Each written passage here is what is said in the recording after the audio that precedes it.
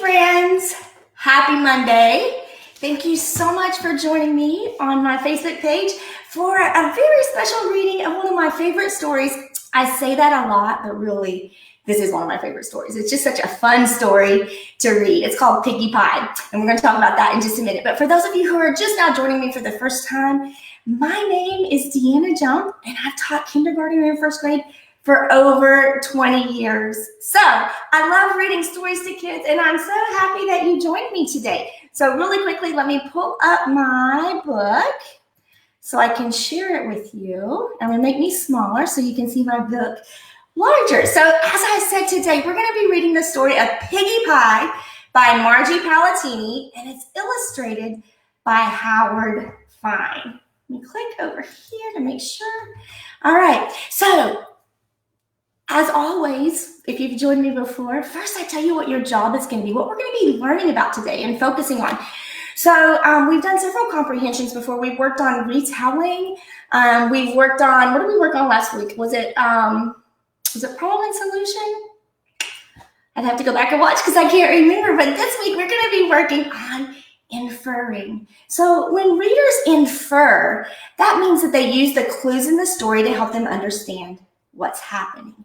They use what they already know, what's already in their brain, and the clues in the story. So it's sort of like you're a detective. You're looking closely at the story. You're using both the pictures and the words to help you infer and understand what's happening in the story. So there's going to be a certain spot in this story where I'm going to stop and have you infer. And that means you're going to be a reading detective. So I do have a special chant for you today, and I hope you'll do it with me because I'll feel silly if you leave me doing it all on my own. So I'm going to need you to do it with me. And really quick, I don't want to forget, before I get started with this, if my friend Liam is watching, hey Liam, I also have to say my grandbabies watch me every time I do this. So, hey babies, I love you guys and miss you. All right, so we're going to do the Inference Detectives chant. So I'm going to teach it to you step by step so that when we get ready to be Inference Detectives, you guys will know the chant from start to finish. All right? Are you ready? So I'm going to tell you how it goes, and then you're going to repeat after me. And I see my friend Amy saying, ooh, we do this chant and the inference song too. All right, so thank you, Amy. I'm glad you like it. All right, so here we go. It goes like this. When you read the story, listen for the clues. Can you do that with me? When you read the story, listen for the clues. And the next part is, look at the pictures. You know what to do. All right, so let's put those two parts together so we can learn it. Ready? When you read the story, listen for the clues. Look at the pictures. You know what to do. And then the next part is, put the clues together, right? So we're putting all the clues together. We're putting what we know, what we already know, our schema, and any clues that we've gathered from the story. We're putting those together so we can think it through. So it goes, put the clues together and think it through. All right, so here we go. Let's go from the beginning. When you read the story, listen for the clues. Look at the pictures. You know what to do. Put the clues together and think it through. And then it's going to end with, you're an inference detective. This job's for you. All right, you ready to do it from the very beginning? All right, here we go. When you read the story, listen for the clues. Look at the pictures. You know what to do.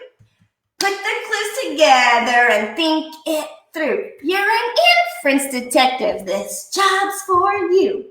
So that's going to be our job when we get to a certain part of the story. All right, and I'm going to give you a hint. It's not until after the very last page that we're going to have to stop and be an inference detective. So you can kind of just sit back, enjoy the story, but make sure you're really looking and thinking about what's happening as I read.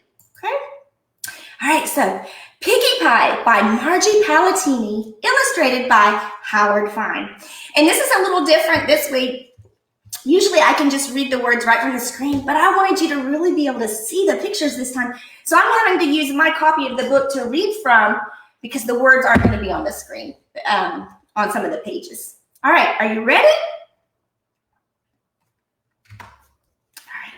Gritch the witch woke up grouchy, grumpy, and very hungry. Her belly grumbled for something delicious, something delightful, something special. But what? It wasn't purple mousetail stew. No, she ate that yesterday for lunch. Maybe some mashed dragon tongue pudding. No, Gritch wasn't in the mood for anything quite that sweet. Perhaps a taste of boiled black buzzard feet. That always made her mouth water. No, not today. Today, Gritch wanted something truly tasty. Something really yummy. Something special. And that could only mean Piggie Pie! Yes, Piggie Pie! I can taste those plump, juicy pink piggies right now, Gritch said, smacking her lips. She hurried to the pantry and pulled down her old hide cookbook from the top shelf. She picked off a spider, blew off the dust, and turned to the secret recipe on page 342. Gritch ran her bony finger with a long green nail down the list of ingredients. One eye of fly.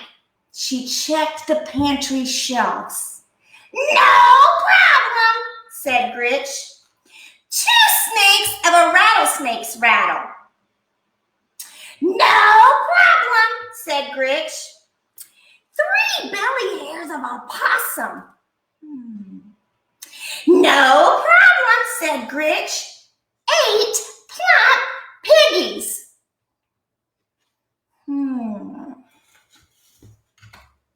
Problem!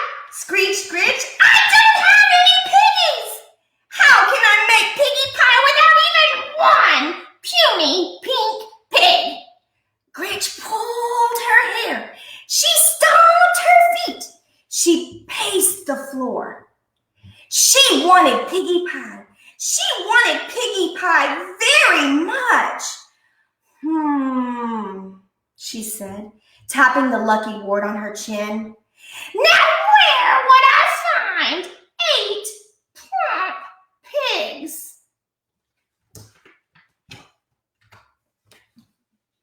Gritch thought and thought and thought. Aha! She shouted with a jump.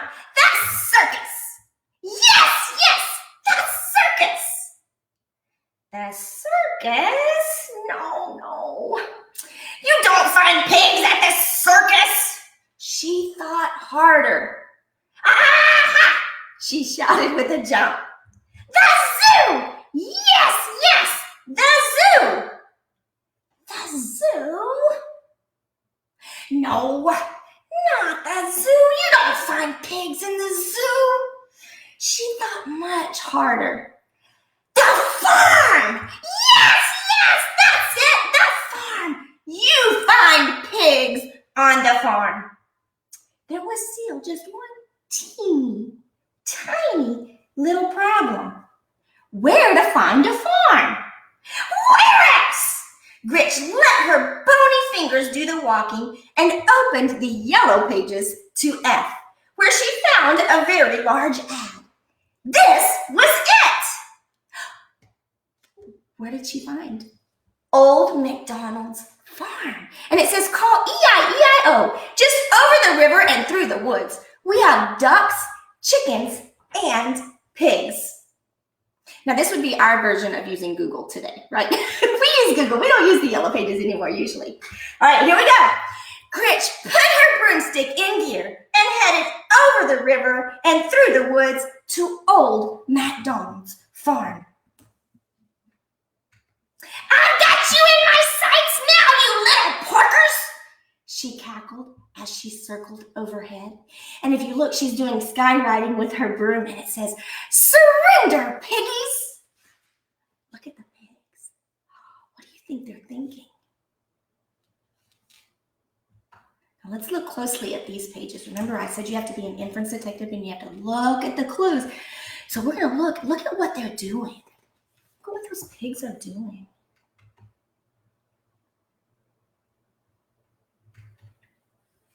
Let's see what happens next. Grinch zoomed in for a thump landing. She spit straw, fanned her still smoking tootsies, and lifted her goggles. There wasn't a pig in sight. Where did they all go? Grinch shouted to a duck. Hey, duck, I said, where are all the piggies? I need 8 plump piggies for Piggie Pie. The duck quacked here. It quacked there. Here it quacked, there it quacked. Everywhere it quacked. No piggies.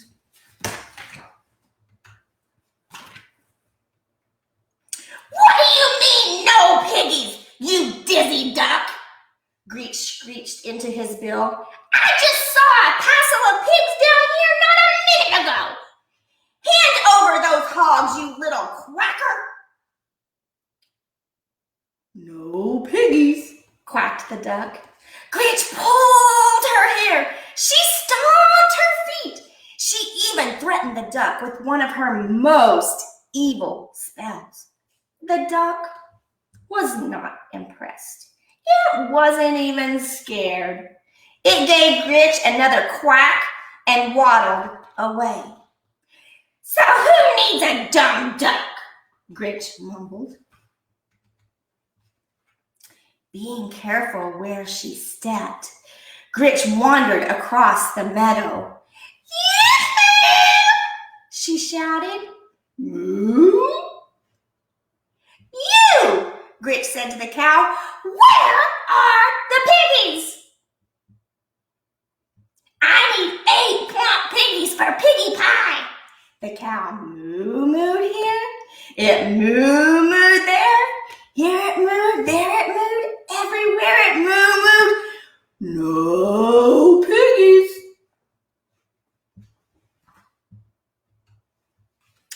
What do you mean, no piggies, you lumpy-looking cow? Screamed Grinch. I need 8 plump piggies for Piggie Pie. Fork over the pork, you walking milk machine, or I'll curdle your cream. No piggies, mooed the cow. Grinch pulled her hair. She stomped her feet. She even threatened the cow with one of her most evil spells. The cow stared at Grinch, swatted a fly with its tail, and lumbered away. Cows? Who needs them? Grinch muttered. I forgot to show you the cow. I did not show it. I guess it didn't show up. Okay. So she tried the barnyard, where she stopped a chicken in its tracks. Okay, bird brain, where are the piggies? I need 8 plump piggies for Piggie Pie. The chicken clucked here. It clucked there. Here it clucked, there it clucked. Everywhere it clucked. No piggies.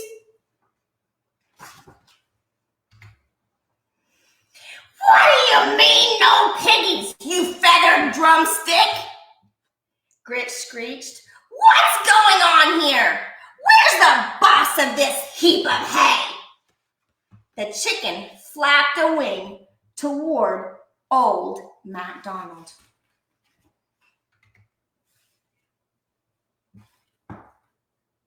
Grinch looked him over once. She looked him over twice. You're old MacDonald? She said. Don't look much like your picture, do you? The farmer thumbed his suspenders and shrugged. Look, Shorty, I've been quacked here, moo-moo there, and clucked everywhere all over this farm. I need 8 plump piggies for Piggie Pie.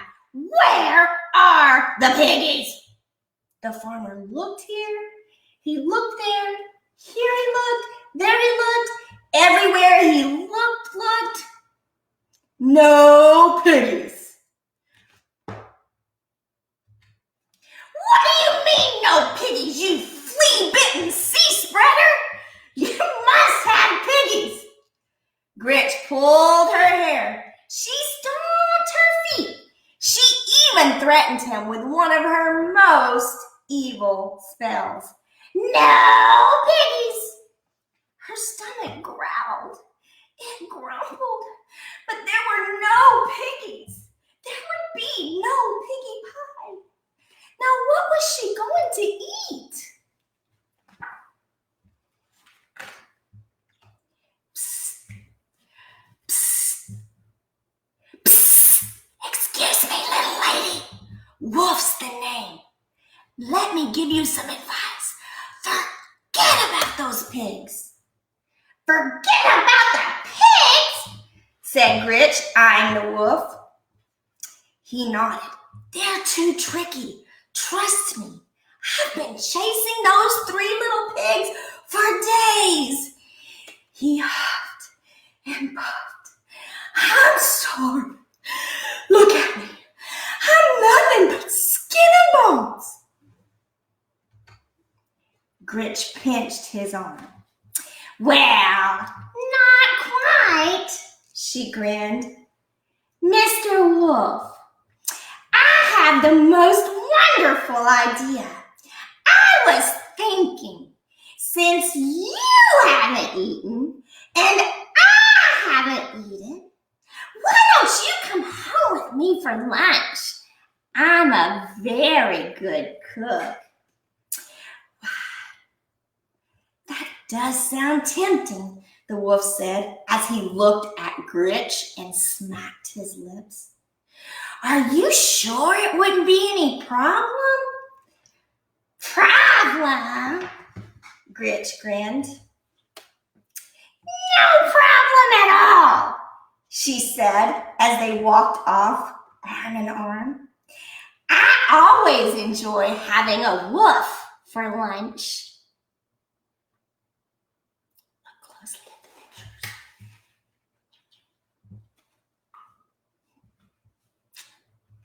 So let's think about it. So remember whenever I told you that our job today is to infer. We're going to be detectives. We're going to use what we know, plus the clues in the story to help us understand what's happening. So what do you think Grinch meant when she said, why don't you come home with me for lunch? I think I have the picture again. Oh, let's do this and then we're going to go back and look at a few clues from the story. All right, let's do this together first to remind us what it means to be an inference detective and to infer when we read stories. Are you ready? You know the whole thing now. Let's do it together from start to finish. When you read the story, listen for the clues. Look at the pictures. You know what to do. Put the clues together and think it through. You're an inference detective. This job's for you. So we're going to talk about, what do you think Grinch meant when she said, why don't you come home with me for lunch? Now, our first clue in the story, the wolf said he had been chasing those pigs for days and that he was starving and that he was just skin and bones. And you see Grinch pinching his arm and she's saying, well, not quite. And then she tells him at the end, no problem at all, she said as they walked off arm in arm. I always enjoy having a wolf for lunch. So what can you infer? What do you think she really meant by that? Now, if we were in the classroom, you would have your friends and we would turn and talk with our friends and we would really think about all the text clues from the story. So since you don't have, hopefully, maybe you have somebody in your house that you can turn and talk with. If you can't, you can continue to talk about the story and think about, what do you think she meant by that? Do you see clues that could help you? All right, so as always, I covered up part of it, so you're going to have to listen carefully. When we infer, we think about what we already know, our schema, and the clues from the story. So I've given you a page that you can download and print out so you can draw a picture of what you infer, what do you think she meant by that, and you can write about it. I've also, in your handouts, I've given you some links to some pig videos on YouTube that you can go and watch and learn all about pigs. Because one thing, I don't know if you noticed it from this story, but the pigs in the story, let's go back and look at this really quickly. I didn't want to stop what I was reading and draw attention to this, but look at the pigs. What are they doing? Are these really ducks? No. One thing that you're going to learn is that cows. Look, it's showing us a bird's eye view. Look at those pigs. They disguised themselves. They dressed themselves up as other animals. And one thing that you're going to learn through watching some of the videos that I've shared the links for is that pigs are very, very smart animals. There you can see that the chickens are pigs. What about old MacDonald? Do you see any clues there? Yeah. Look at his tail and the arm picking out. Mm-hmm. That's why she said, you don't look much like your picture, do you? So when you go back and when you go and watch some of those pig videos, you're going to learn that pigs really are very, very smart animals. Okay? So you can learn all about pigs. And then I've given you some sheets for with some information about pigs, and you're going to determine is it fact or fiction. Then you can gather up some facts that you learned about pigs through watching those videos, and you can write down some of the things you learned, and then you can use that to write your own nonfiction piece about pigs if you would like. So that is going to be a bit.ly link, bit.ly, and it's going to be DJ Reads and the numeral 3 after it. I'm sorry that that's covered up, but I'll put it in the comment section above as well. But bit.ly, DJ Reads 3. I hope you enjoyed reading with me today. I will be back next Monday with a brand new story. A lot of you probably have never heard of it. It's called Spruce and Lucy, and it's written and illustrated by my dear friend Todd Nessaloni, and it has such a great message. So you don't want to miss that. Next Monday, a special reading of Spruce and Lucy. Have a great day. Bye.